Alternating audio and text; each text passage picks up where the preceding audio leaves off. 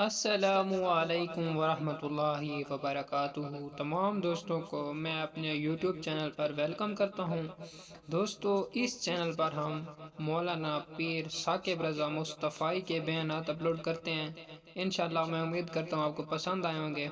تو آج کا بیان حضرت عمر فاروق اور حضرت بلال کا واقعہ، بہت ہی خوبصورت بیان۔ اگر آپ کو ہمارا یہ بیان اچھا لگے تو ہمارے چینل کو ضرور سبسکرائب کیجیے، ویڈیو کو لائک کیجیے، زیادہ سے زیادہ شیئر کیجیے۔ آپ کو لے چلتے ہیں بیان کی ماڈرن طرف۔ شمار ہو جاؤں گا، میں بڑے بڑے ڈھول بجاؤں تو ماڈرن بنوں گا، میں اگر مہندی پہ سارے تماشے کر ڈالوں تو میں ماڈرن ہوں۔ دیکھو عزت کس بات میں، حضرت سلمان فارسی روٹی کھا رہے تھے، سفیر وزیر نہ جانے بڑے بڑے لوگ بیٹھے تھے، کھانا کھاتے کھاتے لقمہ گرا دسترخوان پہ، حضرت سلمان فارسی نے سمیٹا، منہ میں رکھا، پھر انگلی مار کے دسترخوان صاف کیا۔ ایک صحابی کان میں کہنے لگے، سلمان کیا کر رہے ہو؟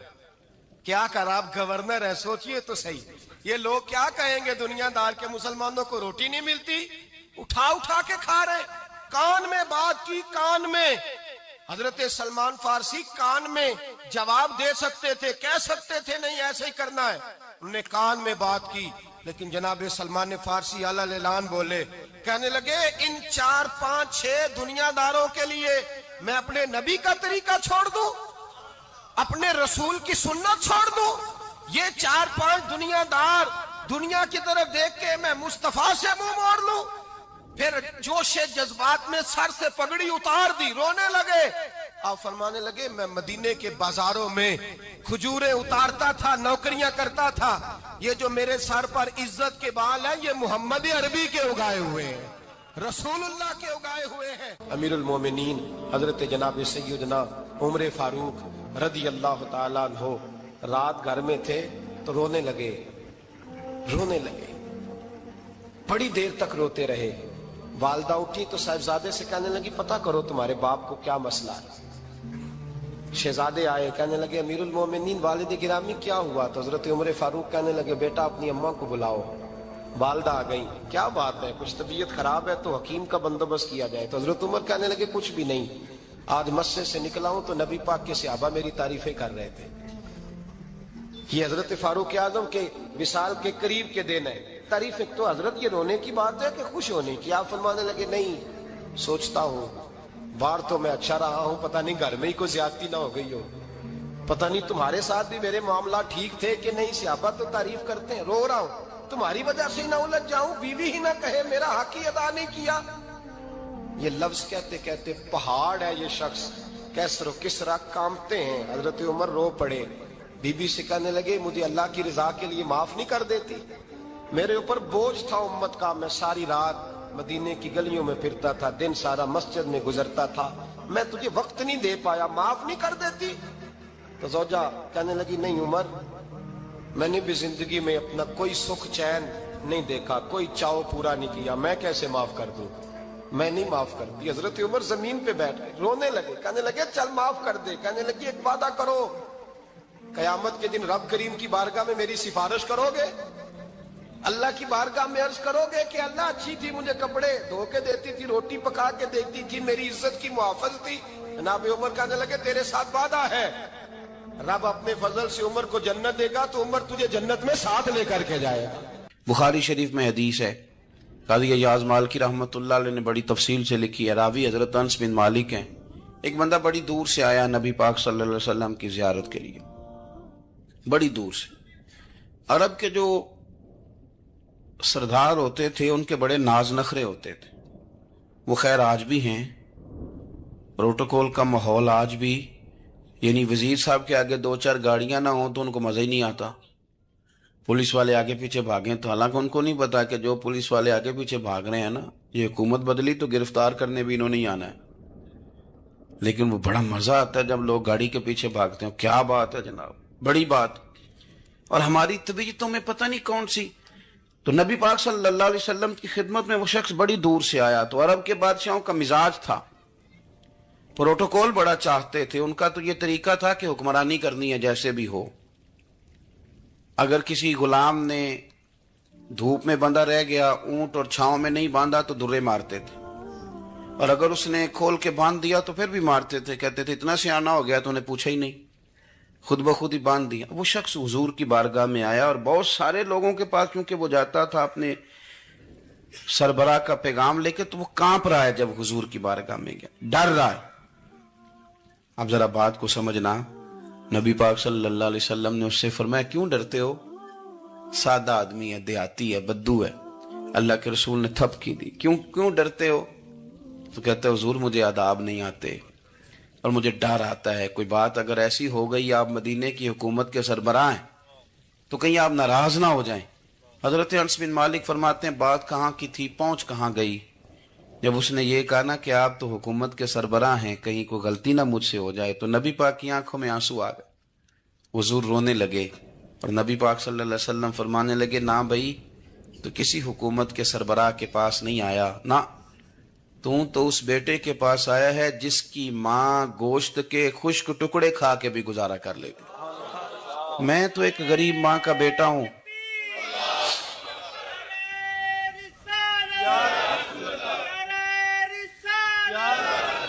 بھائی اگر آپ کا یہ ذوق بن جائے، دیکھو نا آج تو لوگ بھول جاتے ہیں نا، کپڑے بدل لیتے ہیں تو وہ سمجھتے ہیں کہ شاید سارا کچھ ہی بدل گیا، یعنی گاؤں سے آ کر پڑھنے والے بھول ہی گئے ہیں کہ کس کی ماں نے کتنا زیور بیچا تھا۔ لوگ بھول جاتے ہیں چیزوں کو، اپنے ماضی کو یاد رکھیں۔ یار صفائی کرنے والا صفائی ٹائم پہ کرتا ہے نا، تم چراغ تو صحیح جلاتے ہو نا؟ مجھے بتاؤ آنے والوں، یہ تو بتاؤ شہر مدینہ کیسا ہے، اور سر ان کے قدموں میں رکھ کر جھک کر جینا کیسا؟ دل آنکھیں اور روح تمہاری لگتی ہے سیراب مجھے، در پہ ان کے بیٹھ کر آبے زمزم پینا کیسا ہے؟ کہنے لگے عمر اس کونے کا کیا حال، اور پھر کہنے لگے وہ فلاں باغ میں حضور عصر کے بعد جایا کرتے تھے، اس کے پھلوں پھولوں کا کیا حال ہے؟ تو حضرت عمر کہتے ہیں بلال کی باتیں سن کے میں رویا، تو میں نے کہا بلال تجھے اتنا پیار ہے تو چھوڑ کیوں آیا ہے؟ تو کہنے لگے عمر میرا وجود شام میں رہتا ہے پر دل میرا مدینے میں ہی رہتا ہے، روح میری مدینے میں ہی رہتی ہے، بس سجنا باج محمد بخشا کی مرنا تے کی جینا، کہاں وہاں ہی رہتا ہوں۔ ایک دفعہ نا کوفے میں رہتے تھے حضرت علی، مولا علی نے ساری زندگی کسی سے سوال نہیں کیا، دینے والے تھے نا، سوال نہیں کیا۔ ایک بڑی خوبصورت قندیل ایک شخص لایا، خوبصورت لالٹین بنی ہوتی تھی وہ، اور اس میں تیل مٹی کا نہیں ڈالتے تھے، خوشبو والی کوئی چیز ڈالتے تھے تو وہ جلتی تھی۔ وہ لایا کوفے کی جامع مسجد میں، حضرت علی کوفے آ گئے، کہا حضور یہ جلا لے۔ جب وہ لایا نا قندیل تو حضرت علی نے زندگی، امام حسن کہتے ہیں میں نے عجیب زندگی بھر سوال نہیں کیا۔ اس سے کہنے لگے میں نے کبھی کسی سے کچھ مانگا نہیں، اس طرح کی ایک اور مل جائے گی؟ تو اس شخص ایسے جیسے وہ عرش پہ نہیں بیٹھ گیا کہ علی نے مجھے کہہ دیا ہے، کہنے لگا حضور مل جائے گی، فرمانے لگے لے جاؤ، کہتے ہیں وہ لے کے آیا۔ تو جب وہ لایا تو پہلے والی قندیل کو اتنا نہیں، اس قندیل کو سینے سے لگایا، اپنا امامے کا پلو لے کے حضرت علی نے پوچھا، پھر آنکھوں میں آنسو آئے۔ امام حسن کہنے لگے ابا جی میں سمجھ نہیں پا رہا، یہ آپ نے تو زندگی بھر بھوک کاٹی ہے، سوال نہیں کیا، تو یہ کیا ہے؟ کہنے لگے مجھے بڑی پسند آئی تھی، دل کرتا ہے ایک لے لوں اور میں حضور کی مسجد میں بھی بھیج دوں، میں مدینے میں بھی بھیج دوں، میرا دل کرتا ہے یہ مسجد نبی میں لگ جائے گی تو اس کی شان بڑھ جائے گی۔ تو فرماتے ہیں امام حسن کہ میں رو پڑا، میں نے کہا حضور مجھے سمجھ آ گئی ہے، رہتے آپ کوفے میں ہے پر دل آپ کا مدینے میں ہی بستا ہے، وجود یہاں ہے پر روح آپ کی، رب جانے سونے یا محبوبہ تیرے شہر دیاں کی لذتاں نے، ایک رون جنہاں نے ویکھیا نہیں تے ایک رون دوبارہ جامل نہیں۔ میرے اعلیٰ حضرت فاضل بریلوی رحمت اللہ علیہ فرماتے ہیں حرم کی مدینے کے خطے خدا تجھ کو رکھے، مدینے کے خطے خدا تجھ کو رکھے، غریبوں فقیروں کے ٹھہرانے والے، یہاں غریب فقیر درویش مدینہ حسن ہے۔ توجہ ہے آپ حضرات کی؟ میں 2010 میں گیا تھا، اماں جی جب میں جانے لگا تب بھی میں روتا ہی گیا، واپس آیا تو میں اپنی والدہ سے میں نے کہا کہ اماں یہ کہیں خامی ایمان ہی نہ ہو، میں مدینے سے پلٹ آیا، मैं बड़ा तड़पा। मैंने कहा अम्मा जी वो जाने की जगह तो है पर दोबारा आने की जगह नहीं, वहां से दोबारा आना नहीं चाहिए। वहां से सबसे मुश्किल मरहला मदीने से लौटना है, आना नहीं चाहिए। तो मेरी अम्मा मुझे कहने लगी अल्लाह तुझे बार बार बुलाएगा, दुआ करनी चाहिए, रोना नहीं चाहिए। बुजुर्गों का दरवेशों वाला जो अंदाज था।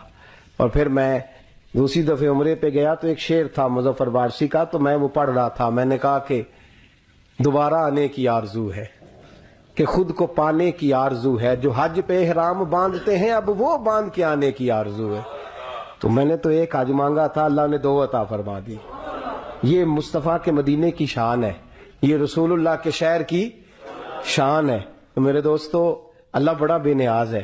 वो मेरे जैसे लोग, मेरे जैसे, सच्ची बात है, मेरे जैसे लोग, इसका मैं कभी भी मदीना मुनव्वरा में हाजिर होके, लोग और बातें सोचते रहते हैं और मैं मस्जिद में बैठा होता हूं। तो मैं जब पहली दफा गया था तो एक बीबी बैठी थी, शादी से औरत, रात को, तो अपना जुबान यार मन तुर्की बगोयम पंजाबी में वो बात कर रही थी। तो वो जुमले उसके मुझे याद रहते हैं जब मैं मदीने जाता हूँ। शादी बीबी जन्नतुल बकी के बाहर बैठी, तो बूढ़ी अम्मा सादे से कपड़े, तो शेर पढ़ रही थी। वो क्या शेर था उसका, कोई वो उस पे शायराना रदीफ, काफी ये पूरे नहीं उतरते, लोग कहेंगे ये मिसरा शायद लिहाज से ठीक नहीं है, सनद के लिहाज से, लेकिन उसका अंदाज था ना, तो था बड़ा बाकमाल। और वहां बैठी पता क्या कह रही है, वेखो नहीं वेखो कि करम कमाए सू। लोग कहेंगे रदीफ काफिये के लिहाज से शायद ठीक नहीं, लेकिन उसकी फिक्र कितनी ठीक है, सोच कितनी ठीक है। कहती वेखो नहीं वेखो कि करम कमाए सू, मेरे जे गंदे मंदे दर ते बुलाए सू। सैयद आलम सल्लल्लाहु अलैहि वसल्लम के विसाल ज़ाहिरी के अय्याम करीब आए तो हुजूर ने सुर्ख पट्टी बांधी, तेज बुखार है नबी करीम को। 2 सहाबा सहारा दे के मस्जिद में लाए, नबी पाक अलैहिस्सलाम को बज़ाहर सहारा दे के लाया गया। करीम रसूल ने लोगों को जमा किया, हुजूर आज क्या होने वाला है, आज क्या कहा जाएगा, आज किस लिए मीटिंग बुलाई है। नबी करीम के कुल सहाबा जब मस्जिद में जमा हुए तो खचाखच मस्जिद भरी है। विसाल ज़ाहिरी से चंद यौम पहले की बात, नबी पाक ने फरमाया आज तुम्हें कोई जिहाद की तरगीब नहीं देनी, आज कोई नया पैगाम नहीं देना, आज तुम्हें बताना है कि रब ने अपने बंदे को इख्तियार दिया है, चाहे तो दुनिया में रहे, चाहे तो उसकी बारगाह में हाजिर हो जाए। उस अब्द ने बारगाह रबूबियत की तरफ लौटने का इरादा कर लिया है। हजरत सिद्दीक अकबर रोने लगे तो सहाबा ने कहा तुम्हें क्या हुआ, कहने लगे समझ नहीं रहे, किसी की बात नहीं कर रहे, नबी पाक तो अपनी बात फरमा रहे हैं, उसने जाने का इरादा कर लिया। सुनिए मेरे भाई, महबूब पाक ने फरमाया भाई किसी शख्स को मेरी तरफ से कोई तकलीफ पहुंची हो तो बदला ले सकता है, बदला ले सकता है, किसी को तकलीफ पहुंची हो। सहाबा फूट के रोने लगे, महबूबा करम ही करम हुआ है, रहमत ही रहमत आई, आपके बारे में गुमान करने वाला भी दायरा ईमान से निकल जाएगा। हुजूर आप क्या फरमा रहे हैं? फरमाया नहीं भाई उठो। पीछे से जनाब अकाशा बिन मोहसन उठे, हाथ कांपते हैं, आगे बढ़े, कहने लगे या रसूल अल्लाह एक जंग के मौके पर आपने दुर्रा मारा था, नंगी पीठ पर सफे सीधी कराते, बात दिल में रह गई है, मैंने बदला लेना है। नबी करीम ने फरमाया बिलाल दौड़ के जाओ, फातिमा के घर दुर्रा पड़ा है, दुर्रा लाओ। सैयदना बिलाल हबशी कहते मैं गया, दस्तक दी, सैयदा तैयबा ताहिरा हजरत फातिमा फरमाने लगी बिलाल कैसे आए हो? अम्मा जी वो दुर्रा चाहिए था। सैयदा को तशवीश हुई, कहने लगे बिलाल ना तो जंग पे जाना है, ना जिहाद है, ना कोई ऐसा मौका है, हुजूर की तो तबीयत मुबारक बज़ाहिर बड़ी अलील है, दुर्रा क्या करेंगे? हजरत बिलाल अर्ज करने लगे अम्मा जी एक सहाबी बदला लेने लगे हैं, साहिब तबकात ने जुमले लिखे हैं, कहते हैं बीबी साहबा ने दुर्रा भी दिया और इमाम हसन हुसैन को भी बाहर निकाला। फरमाने लगी अकाशा से कहना 100 दुर्रे मारे इन 2 शहजादों के जिस्म पर, नबी पाक के करीब ना जाए, मैंने 2 बच्चे पैदा ही अपने महबूब पर कुर्बान करने के लिए किए, इनको ले जाए। हजरत बिलाल कहते मैं 2 शहजादे लेके आया और जब दरवाजे में मैं लेके पहुंचा तो नबी पाक ने देखा तो आंखों में आंसू आ गए। फरमाया इनको बिठा दो, मुझे पता है फातिमा ने क्या कह के भेजा है। हजरत सैयदना बिलाल फरमाते हैं दुर्रा मैंने जनाब अकाशा को दिया। हजरत अकाशा दुर्रा लेके आगे जो बढ़े तो हजरत अबू बकर सिद्दीक ने उनके पैरों पे हाथ रखा, फरमाया अकाशा मेरी तरफ आ यार, मुझे मार दुर्रे, नबी पाक के करीब ना जा। मुस्तफा करीम ने फरमाया अबू बकर तू हट जा, इसे आने दे। फरमाते मैं चंद कदम आगे गया तो मौला अली शेर खुदा ने میرے پیر پہ ہاتھ رکھا, کہنے لگے کاشا سوچ تو صحیح تو کیا کر رہا ہے. حضور نے فرمایا علی ہٹ جاؤ, میرا اور ان کا معاملہ ہے. جناب کاشا آگے بڑھ رہے. نبی کریم نے فرمایا میں اپنی امت کو درس دینا چاہتا ہوں, خبردار خبردار زندگی میں تمہارے ہاتھ سے زبان سے کسی کو تکلیف نہ پہنچنے پائے, خبردار. یاد رکھنا وہ معاشرے بگڑ جاتے ہیں, وہ معاشرے تباہ کر دیے جاتے ہیں جہاں ظلم ہوتا ہے, جہاں زیادتی ہوتی ہے, جہاں لوگوں کو ستایا جاتا ہے. محبوب کریم کے قریب آئے حضرت عکاشہ کا, حضور میری پیٹھ ننگی تھی, آپ بھی ذرا کپڑا ہٹائیے. نبی کریم نے پیٹھ سے کپڑا ہٹایا. جناب عکاشہ نے درہ جو اٹھایا تو صحابہ کی چیخیں نکلی. حضرت عکاشہ نے درہ دور پھینکا, حضور کے بطن اطہر سے لپٹ گئے, چومنے لگے, کہنے لگے حضور وہ تو صفیں سیدھی کراتے لگ گیا تھا, آپ نے کہاں مارا تھا. یا رسول اللہ میں تو بہانہ بنا رہا تھا کہ جاتی دفعہ مجھے وجود چومنے کا موقع نصیب ہو جائے, مجھے یہ موقع نصیب ہو جائے. میرے حبیب نے فرمایا جس نے جنتی دیکھنا ہو میرے عکاشہ کی زیارت کر لے. بھائی ظلم کا دروازہ کھلا ہوا اور لوگ بھول جاتے ہیں زیادتی کرتے ہوئے. وہ بہو سے ہی کیوں نہ کرے, وہ اپنے گھر کے بھول جاتے ہیں کہ شاید پوچھنے والا کوئی نہیں, شاید میزان نہیں لگے گا. ایران کے بادشاہ نے اپنے بیٹے کو پڑھانے کے لیے ایک استاد صاحب کا بندوبست کیا. استاد صاحب کو کہا کہ میرے بچے کو دین پڑھائیے, میں چاہتا ہوں کل اس نے انان حکومت کو سنبھالنا ہے تو یہ دین سے آگاہ ہو جائے, اس کو کچھ سکھائیے پڑھائیے. بہت نیک بزرگ بڑے درویش عالم پڑھانے لگے. اسباق مکمل ہو گئے, دین کے اسباق قرآن مجید پڑھایا, احادیث طیبہ کا درس دیا, اصول فقہ سے روشناس کرایا.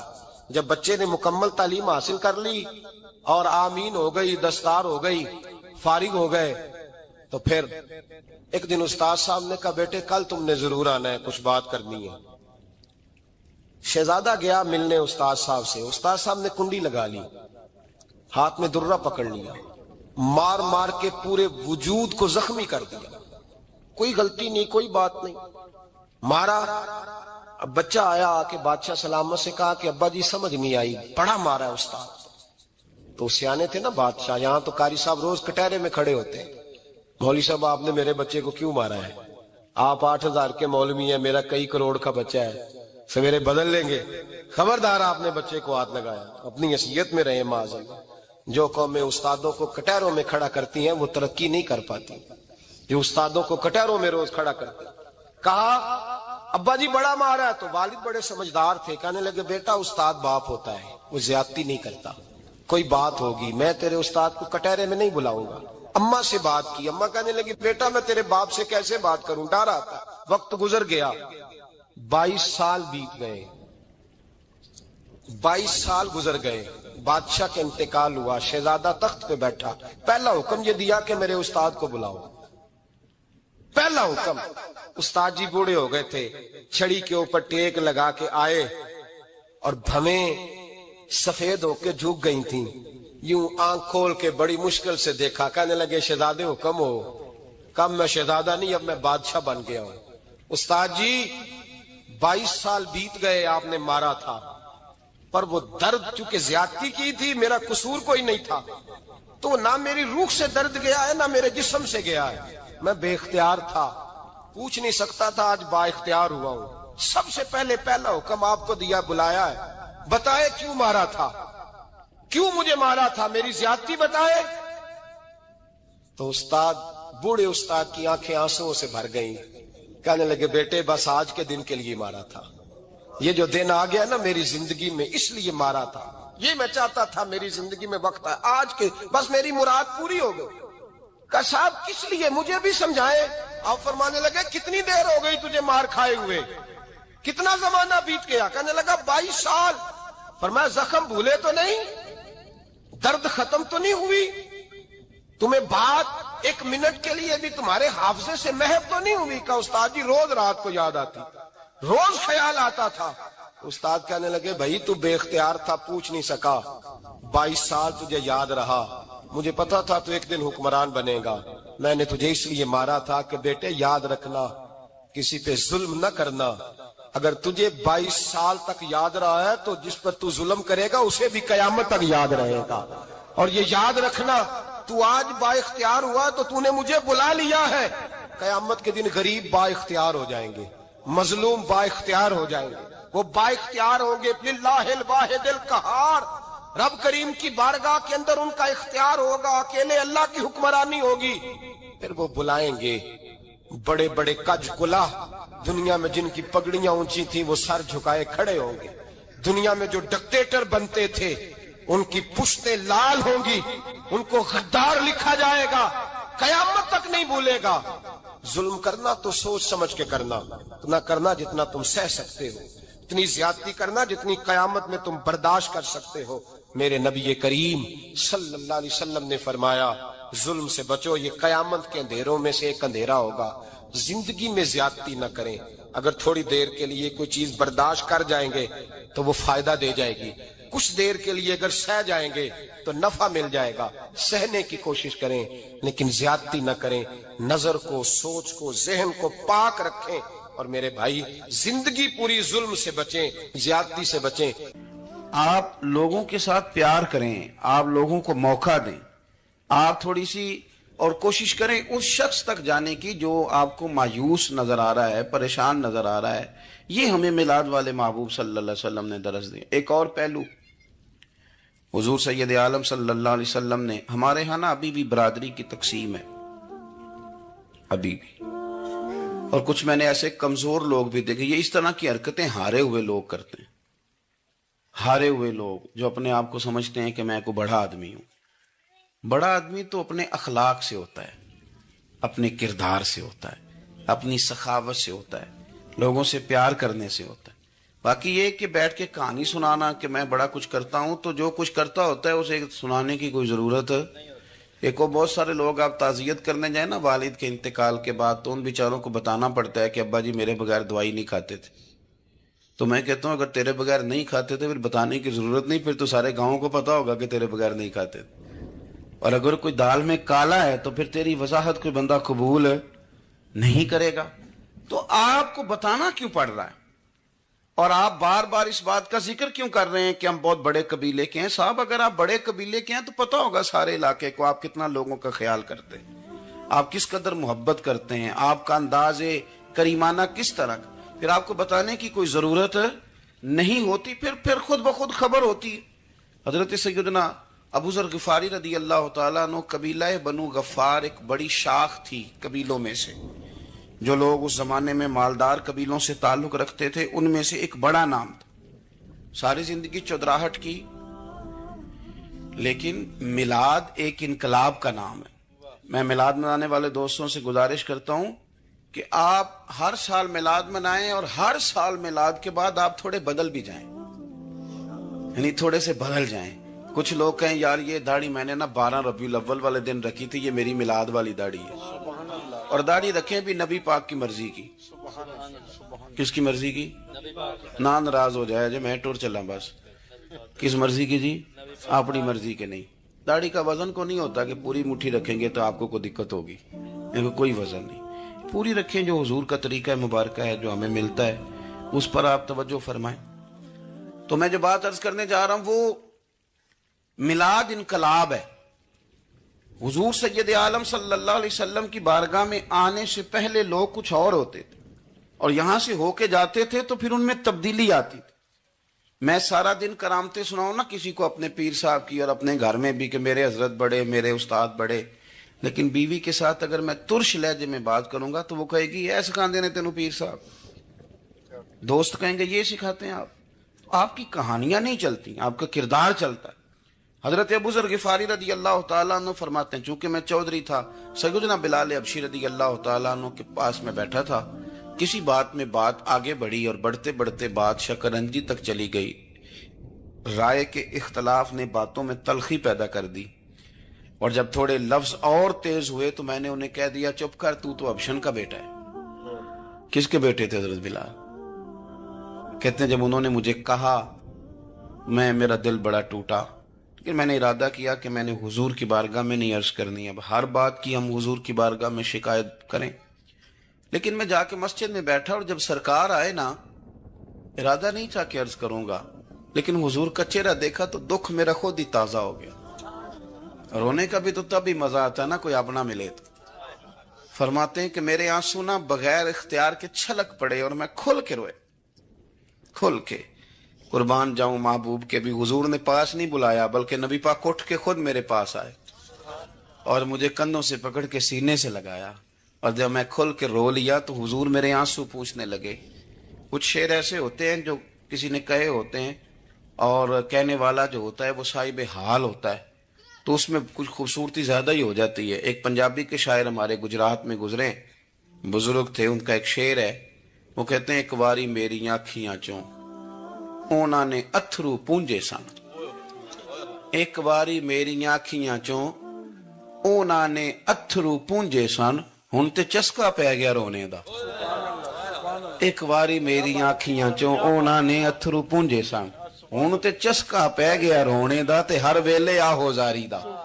تو میں روز رونے لگا ہوں, مزہ ہی بڑا آیا ہے جب سے محبوب نے چپ کرانا شروع کیا میرے عزیز.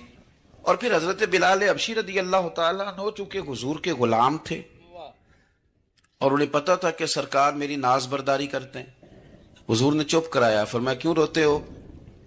تو عرض کرنے لگے یا رسول اللہ صلی اللہ علیہ وسلم, اگر میں ابشن کا بیٹا ہوں تو میری تو غلطی کوئی نہیں نا, یہ تو تقسیم اللہ کی ہے نا. الذی خلقک فسواک فعدلک فی ای صورت ما شاء رکبک, جس طرح وہ چاہتا ہے جس کو چاہتا ہے اس طرح کی اس کی صورت بنا دیتا ہے. تو مجھے ابشن کا بیٹا کہا جاتا ہے, میری غلطی کیا ہے؟ حضرت بلال نے بھی نہیں بتایا کس نے کہا, لیکن نبی پاک صلی اللہ علیہ وسلم نے کیا فرمایا. امام یوسف صالحی نے لکھا ہے, ذرا غور کرنا بات پر, تسلیاں لوگ اور رنگ میں بھی دیتے ہیں پر یہ تسلی بڑی انوکھی ہے. حضور فرمانے لگے بلال اگر تو ابشن کا بیٹا ہے تو پریشان کیوں ہوتا ہے؟ کالے رنگ والی ماں کا بیٹا ہے تو پریشان کیوں ہوتا ہے اگر تیری والدہ کا رنگ کالا ہے تو؟ عرض کی حضور آپ کیا فرمانا چاہتے ہیں؟ تو سرکار فرمانے لگے میں دو ماؤں کا بیٹا ہوں, ایک جناب آمنہ جنہوں نے مجھے پیدا کیا اور ایک حضرت ام ایمن جنہوں نے میری پرورش کی, مجھے بڑا کیا. حضور فرمانے لگے میری ماں آمنہ کا رنگ گورا تھا اور میری ماں ام ایمن کا رنگ کالا ہے. تو فرمایا اگر تجھے کسی نے کالے رنگ والی ماں کا بیٹا کہا تو اسے کہہ دینا مدینے والے محبوب کے بھی تو ایک والدہ کا رنگ کالا ہے, تو کہہ دینا. حضرت بلال کہتے ہیں کہ وہ اس طرح کی تسلی تھی, طفل تسلیاں نہیں جس طرح کی ہمیں دی جاتی, وہ اس طرح کی خوبصورت تسلی تھی کہ اس کے بعد میرا دل ایسا ٹھنڈا ہوا, پھر کسی کا تانا نہیں رہا, پھر کسی کی تکلیف نہیں رہی.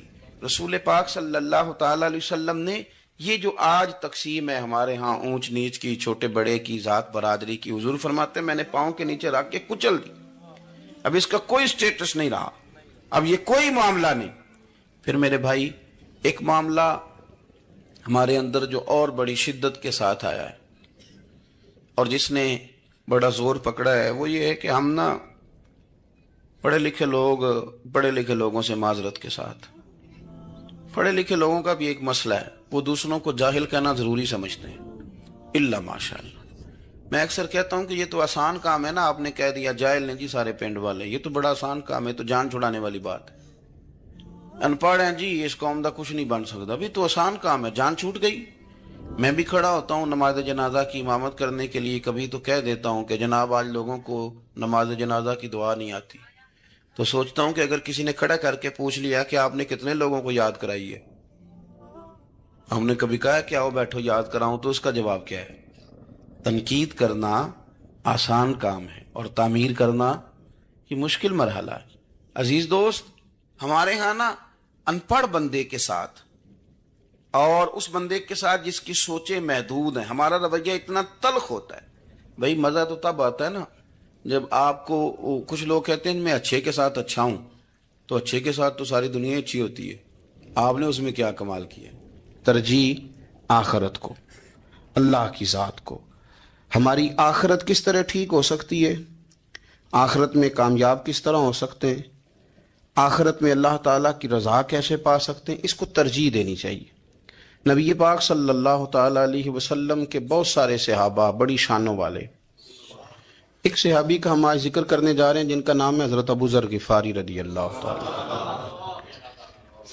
ہمارے صوفیاء تصوف میں ایک جملہ بولتے ہیں کہ تیرا تو فقر بو ذر ہے, یعنی جن کو صحیح درویش کہتے ہیں نا، صحیح درویش، مولا علی شیر خدا رضی اللہ تعالیٰ عنہ فرمایا کرتے دو ہی تو بندے ہیں جو رب کے رستے میں کسی شے کی پرواہ نہیں کرتے۔ حضور کون سے؟ فرمایا ایک ابو ذر غفاری ہے اور دوسرے علی المرتضیٰ ہے۔ مولا علی فرمایا کرتے یہ نا مسلمانوں میں سے چوتھے یا پانچویں مسلمان ہیں۔ شروع سے ایک سلیم الطبع آدمی، کچھ لوگ طبعاً بڑے نفیس ہوتے ہیں، طبعاً ہی اللہ کی طرف سے شروع سے ہی۔ ان کا جو قبیلہ تھا بنو غفار وہ رہزنی کرتا تھا، لوگوں کو لوٹ لیتا تھا۔ شروع میں یہ کام کیا، لیکن جب کچھ لوگوں کی چیخیں کانوں میں گئیں تو چھوڑ دیا، فرمایا نہیں یار طبیعت نہیں مانتی۔ اور نبی پاک کا کلمہ پڑھنے سے پہلے ہی بتوں کی پوجا چھوڑ کے رب کی عبادت شروع کر دی۔ لوگ پوچھا کرتے تھے آپ عبادت تو کرتے تھے پر منہ کدھر کرتے تھے؟ فرماتے تھے جدھر وہ کرا لیتا تھا کر لیتے تھے۔ کسی نے انہیں بتایا کہ مکے میں ایک شخص ہیں جنہوں نے اعلان نبوت کیا ہے، آپ کی طرح کی باتیں کرتے ہیں۔ انہوں نے اپنے بھائی کو بھیجا، ان کا نام انیس تھا، پتہ کر کے واپس آئے، بھائی کہنے لگے ابو ذر، ان کا نام جندب ہے، اصل میں ذر ان کے بیٹے کا نام ہے اور کنیت سے زیادہ معروف ہیں، ابو ذر غفاری کہلاتے۔ فرماتے ہیں کہ بھائی نے آ کے بتایا کہ وہ نیکی کا حکم دیتے ہیں، برے کاموں سے منع کرتے ہیں، صلہ رحمی کا پیغام دیتے ہیں، لیکن لوگ سارے مخالف ہیں۔ ماشاء اللہ ماشاء اللہ، سبحان اللہ سبحان اللہ۔ دوستو یہ تھے پیر ثاقب رضا مصطفی جو بہت ہی خوبصورت انداز میں بیان فرما رہے تھے۔ دوستو اگر آپ کو ہمارا یہ بیان اچھا لگا تو ہمارے چینل کو ضرور سبسکرائب کیجیے، ویڈیو کو لائک کیجیے، زیادہ سے زیادہ شیئر کیجیے۔